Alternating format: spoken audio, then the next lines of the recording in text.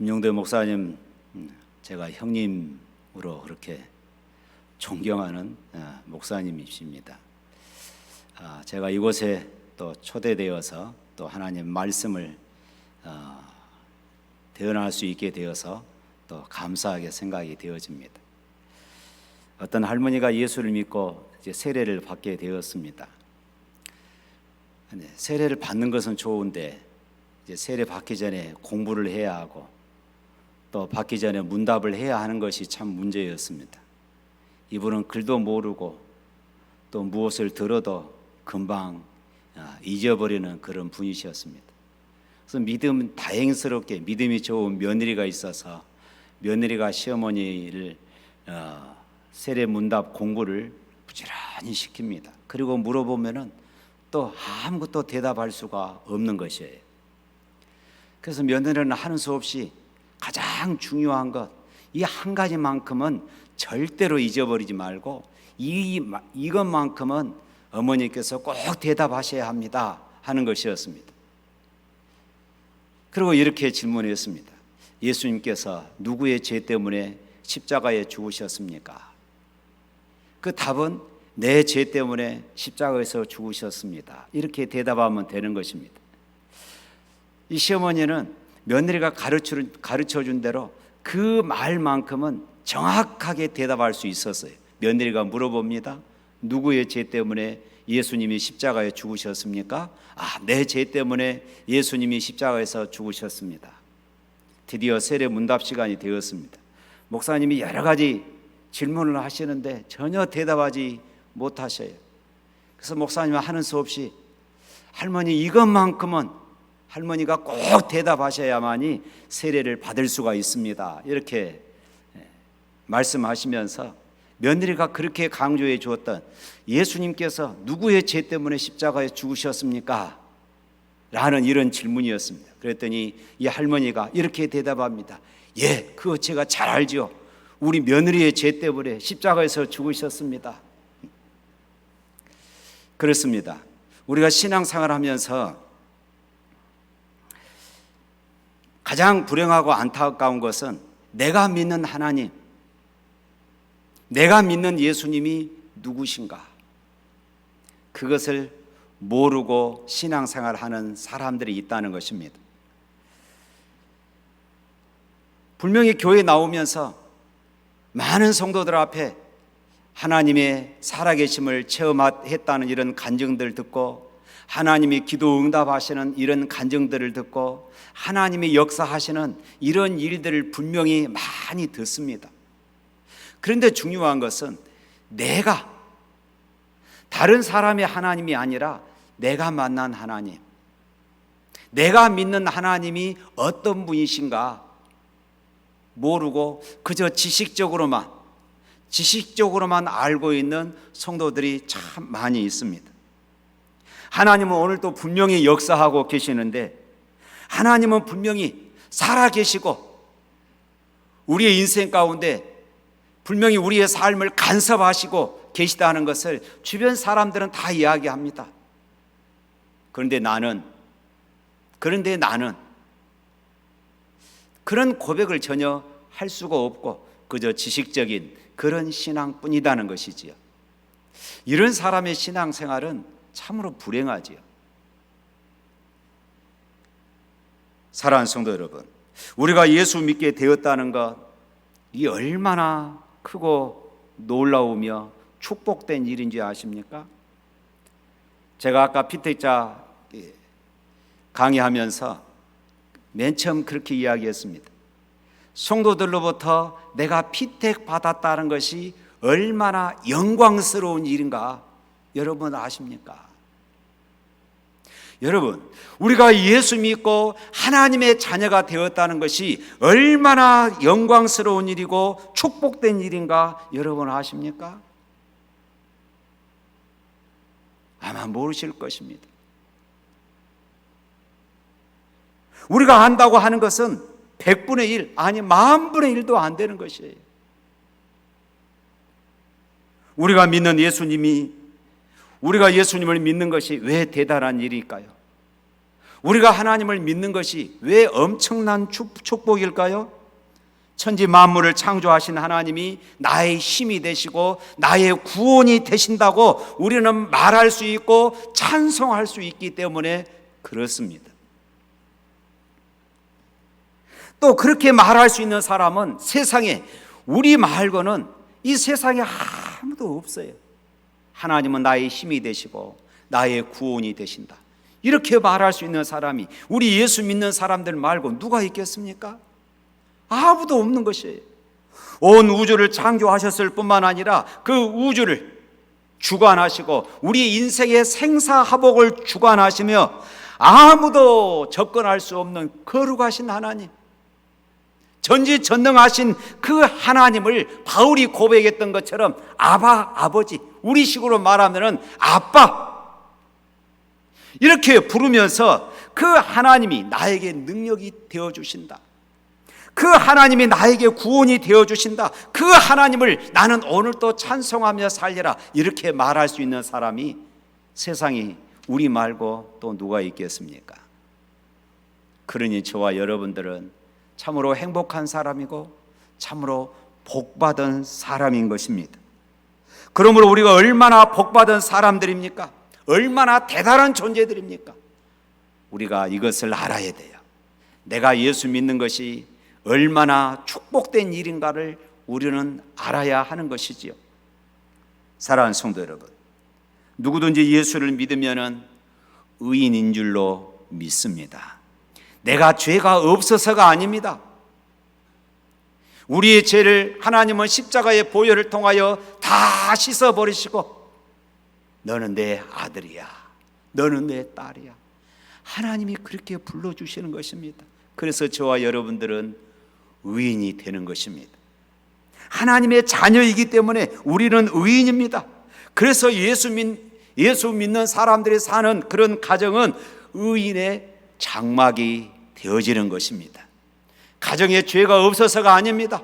하나님이 그 가정을 그렇게 인정해 주시는 것입니다.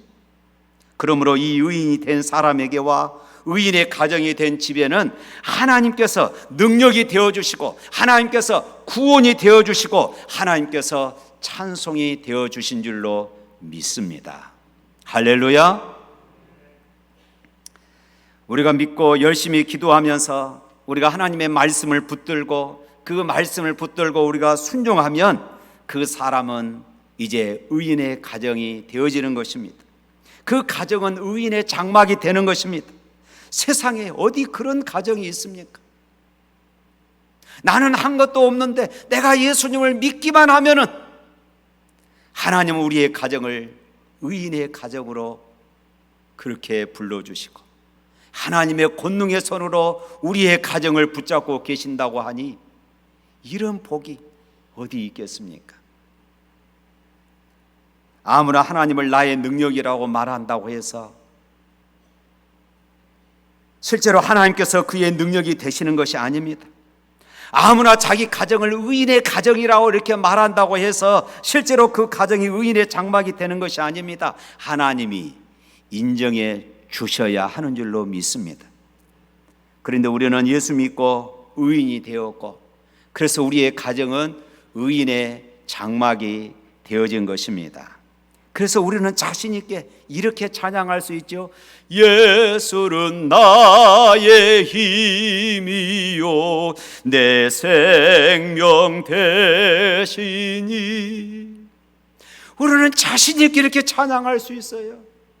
예수는 나의 힘이 되시고 내 친구 되시니, 예수는 나의 힘이시고 내 기쁨 되시니, 이렇게 우리는 자신 있게 고백할 수 있습니다.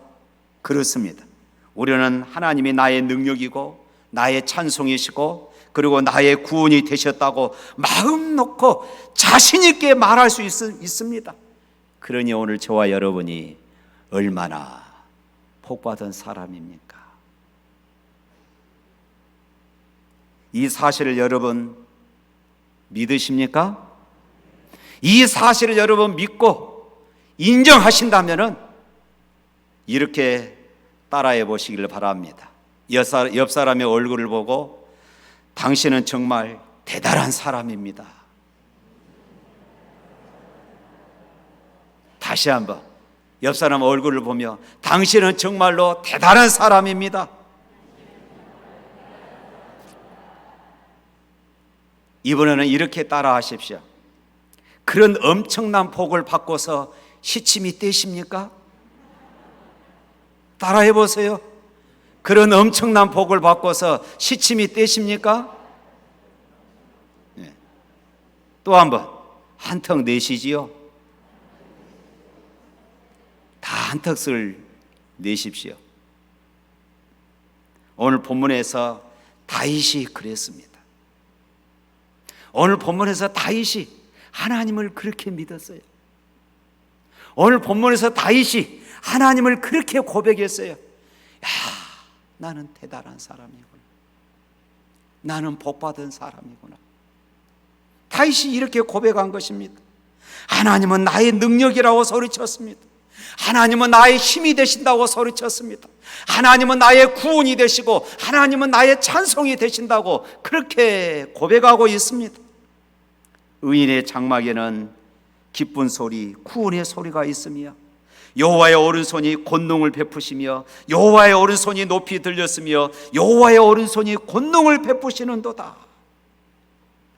오늘 이 본문에서 의인의 장막, 이 의인의 장막은 죄가 없는 그런 집이 아니라 예수 믿는 사람들의 집을 의인의 장막이다, 이렇게 하나님은 불러주십니다. 예수 그리스도를 구주로 믿는 성도의 가정입니다. 그런데 그 성도들의 가정에 들려야 할 소리가 무엇입니까? 의인의 장막에는 기쁜 소리, 구원의 소리가 있으며, 의인의 장막에 구원의 소리가 있다고 그럽니다. 의인의 장막에 기쁜 소리가 있다고 그렇게 말씀하고 있습니다. 사랑하는 성도 여러분, 가정은 어떤 것일까요? 우리의 가정은 우리 인간의 삶의 구원이 성취되는 곳이 되어야 하는 것입니다. 하나님께서 인간들 속에서 이루어져야 할 구원의 삶을 구체적으로 실현시킬 것이 예수 믿는 사람들의 가정이 되는 것이에요. 가정은 상처받은 마음이 치료받는 것이고, 실망과 좌절 가운데서 희망을 얻는 것이고, 잘못되어진 생활을 바로 잡아주는 것이 또 가정이기도 합니다. 가정은 휴식과 평안을 얻고 힘을 얻는 곳이 되어야 하는 것이지요. 가정은 위로를 나눈 것이고 격려를 받는 것이고, 가정은 용기를 얻는 것이 또 가정이 되는 것입니다. 이렇게 되어야만이 이 가정에서 구원의 소리가 들리는 것이지요. 또한 가정은 기쁨이 넘치는 곳입니다. 기쁨을 만들어내는 곳입니다. 기쁨을 나누며 경험하는 곳입니다. 바로 기쁨을 만들어내고 그 기쁨을 나누고 그 기쁨을 누리며 그 기쁨을 맛보는 것이 또한 예수 믿는 사람들의 가정이다, 이렇게 말합니다. 그런데 우리들의 가정은 어떻습니까? 우리의 가정에서 한숨소리가 나옵니다. 우리의 가정에서 무관심과 무책임의 소리, 원망과 불평과 그리고 불만의 소리, 파괴와 붕괴의 소리가 일어나지 않습니까? 정말로 가정에서 들려야 할 소리는 들리지 않고 들리지 말아야 할 그런 소리들이 우리들의 가정에서 들리지는 않습니까? 현대 우리들의 가정은 이 기쁨을 잃어가고 있습니다. 부모가 자녀에게 대해서 자녀가 부모에 대해서 의무와 책임을 포기해 버리는 이런 가정들이 많습니다. 부부가 서로 사랑을 주고받는데 의무와 책임을 다하지 못하고, 그리고 감사함을 경험하는 가정의 모습이 상실되어져 가는 그런 황폐해진 이런 가정이 되어버렸습니다.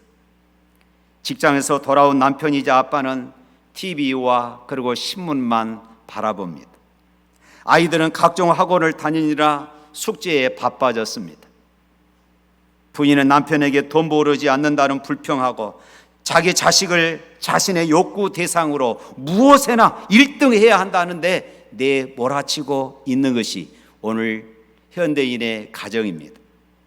이러니 대화는 사라졌고, 이러니 사랑을 나누고 기쁨을 맛보고 구원을 맛보는 이런 일들이 가정에서 찾아보기가 힘든 그런 시대가 되어버렸습니다. 사랑하는 성도 여러분, 성도들의 가정에는 기쁨의 소리가 있어야 합니다. 기쁨이 넘치도록 노력해야 합니다. 변질되어가는 가정의 모습을 멈추고 우리가 찾아야 할 오늘 말씀에서 의인의 장막에는 기쁜 소리, 구원의 소리가 있다고 했는데, 오늘 우리 예수 믿는 사람들의 가정에서 우리가 회복해야 할 것은 바로 이 기쁨의 소리, 구원의 소리를 회복해야 하는 것입니다.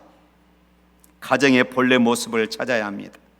하나님께서 우리에게 기쁨을 주시고자 우리의 가정을 주셨어요.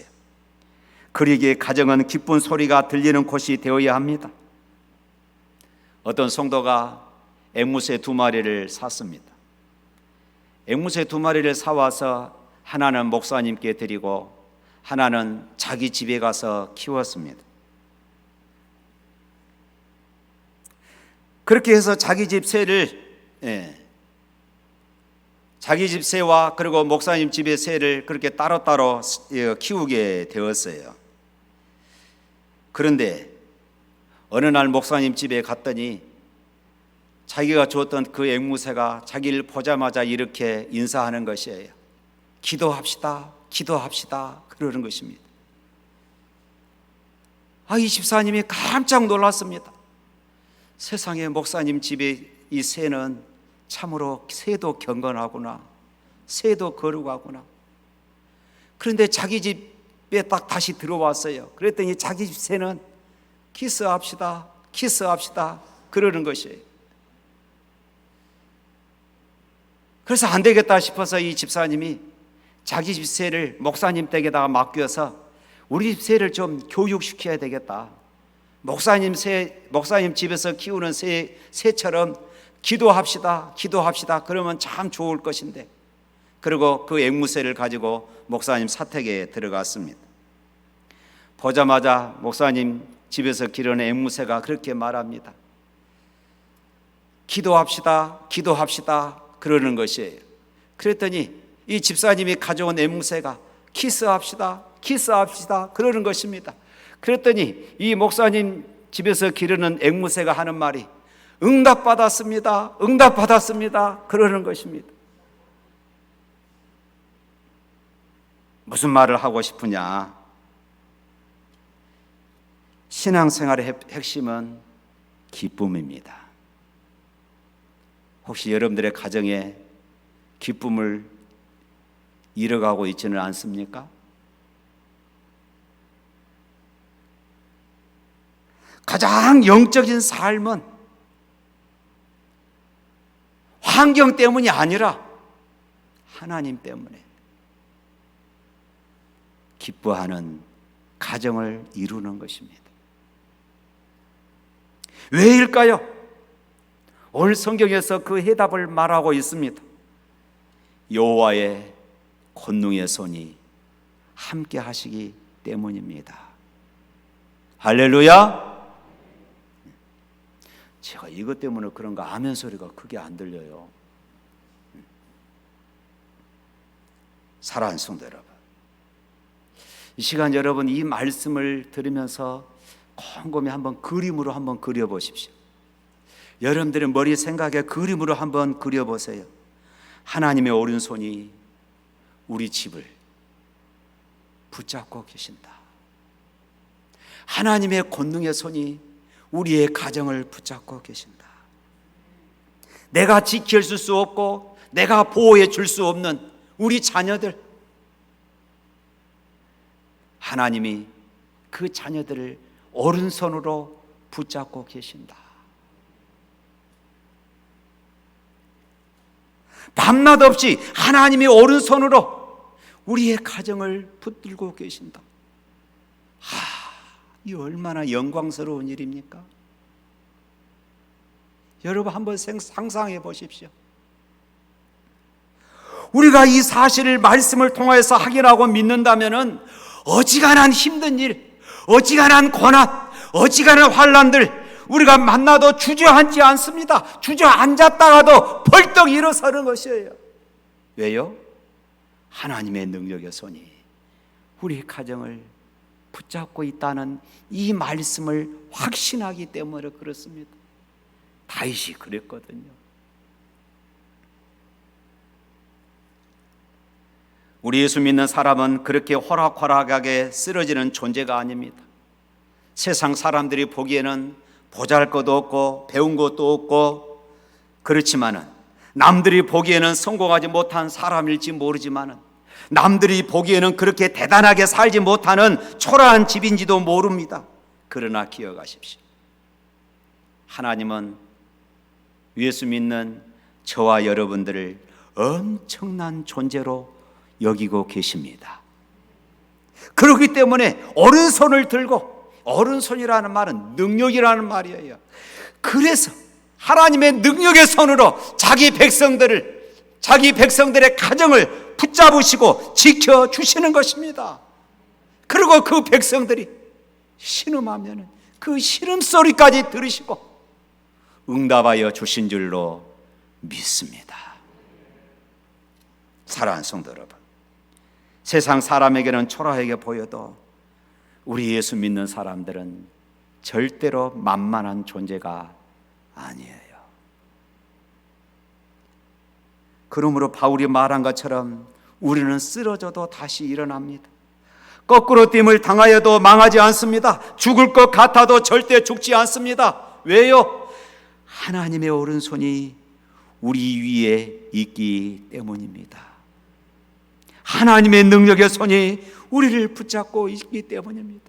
이 사실을 우리가 믿는다면 전능하신 하나님의 오른손을 붙잡고 일어나 세상 속으로 나아가서 하나님의 하나님 되심을 우리는 선포하고 그 하나님을 자랑하며 간증하는 삶을 살 수 있는 것이에요. 아무리 힘들어도, 아무리 어려워도, 내 앞에 태산 같은 폭풍이 밀려와도 이 한 가지 사실만큼은 잊지 마십시오. 전능하신 하나님의 오른손이 권능을 베푸시며 나를 붙잡고 계신다. 믿으시기를 축원합니다. 사랑하는 성도 여러분, 그렇다면 오늘 여러분들의 가정은 무슨 소리가 들립니까? 오늘 헌신 예배를 드리는 우리 여전도, 연합 여전도의 회원 여러분, 여러분들의 가정은 어떤 소리가 들립니까? 원망과 불평과 불만의 소리로 가득 차 있지는 않습니까? 한숨과 후회와 파괴와 붕괴의 소리가 들려오고 있지는 않습니까? 아니면은 절망과 탄식의 소리요, 무관심과 이기적인 소리가 아닙니까? 사랑하는 성도 여러분, 무엇을 보고 그가 진짜 성도인지, 그가 영성이 깊은 성도인지 무엇을 보고 알까요? 무엇을 보고 그가 진짜 예수 믿는 가족인지를 알 수 있을까요? 우리가 들고 다니는 이 성경 찬송이 때 묻어 있으면 그렇게 할까요? 예전에 저 어렸을 때는요, 성경책을 이렇게 들고 다니지 않으면 혼났습니다. 이렇게 들고 다니면 건방지다고 그랬어요. 어떻게 하나님 말씀을 이렇게 달래달래 들고 다니냐 그랬습니다. 하나님 말씀을 반드시 여기다 딱 끼고,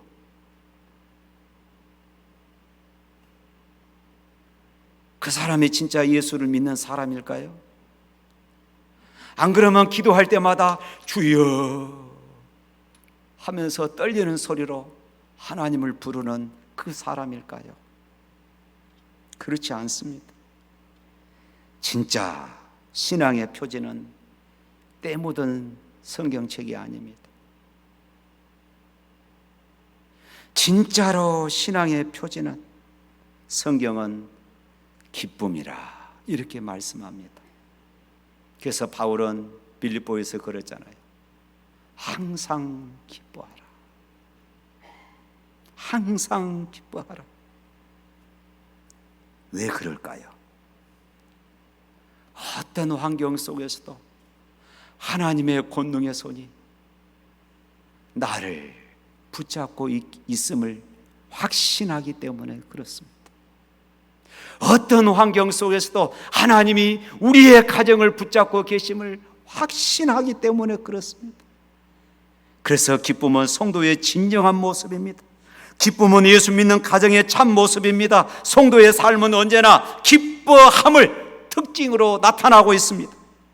예수 믿는 가정의 진정한 증거도 기뻐함입니다. 그럼에도 불구하고 우리의 삶 가운데, 우리의 가정 가운데 기쁨이 메말라 가고 있습니다.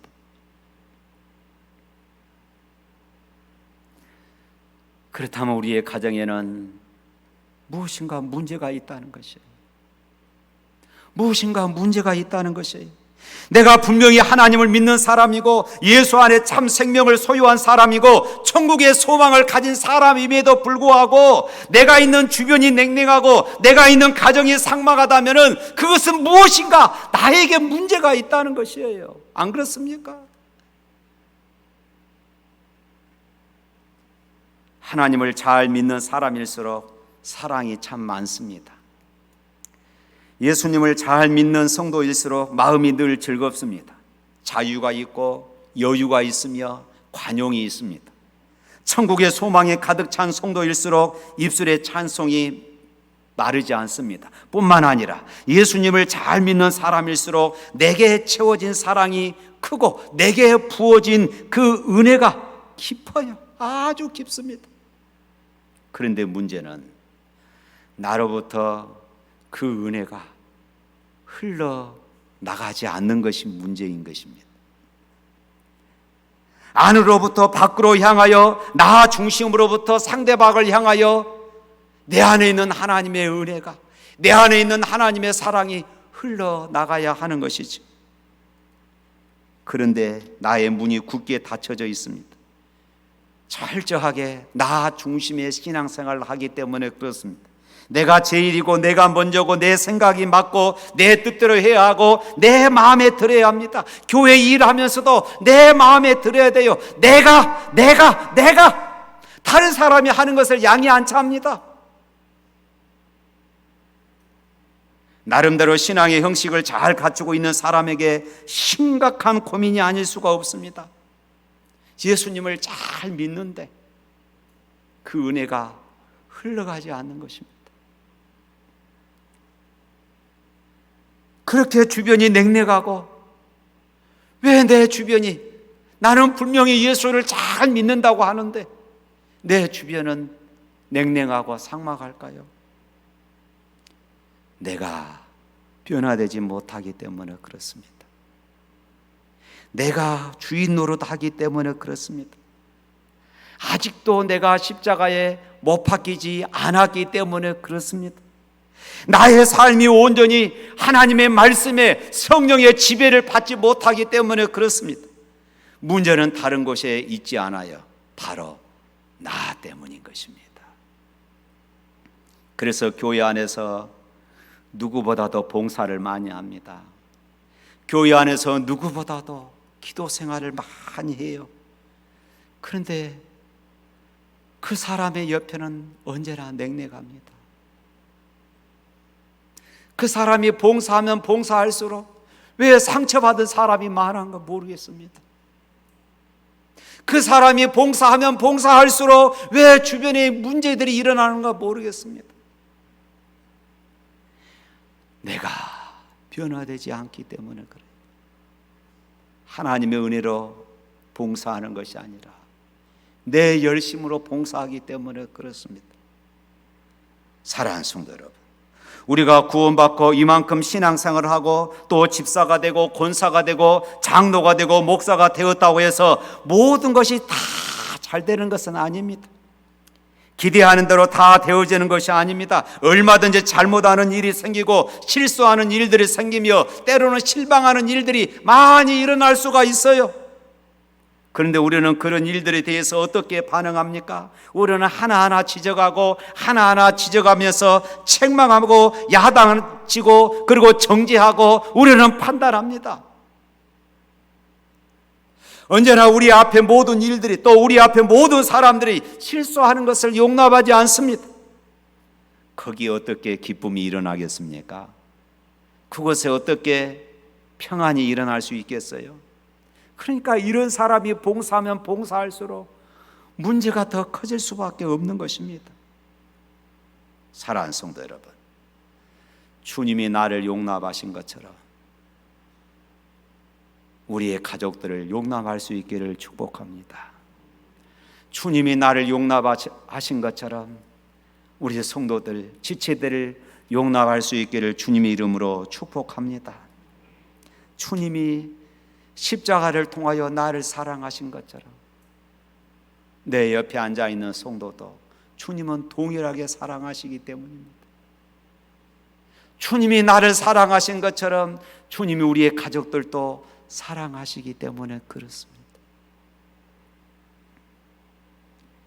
다시 한번 오늘 본문을 보십시다. 15절 16절 말씀 우리 다 같이 한번 읽어볼까요? 시작.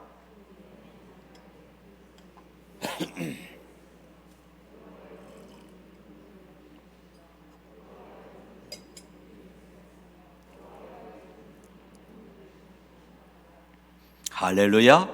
여호와의 오른손이 권능을 베푸시도다. 하나님의 축복이 우리의 가정에 있음을 믿으시기를 축원합니다. 하나님의 오른손이 우리의 가정을 지켜주심을 믿으시기를 바랍니다. 그래서 17절에 이렇게 고백합니다. 17절 말씀 또 다 같이 읽겠습니다. 죽지 않고 살아서 여호와께서 하시는 일을 선포하리로다. 우리는 흔히 그러지요.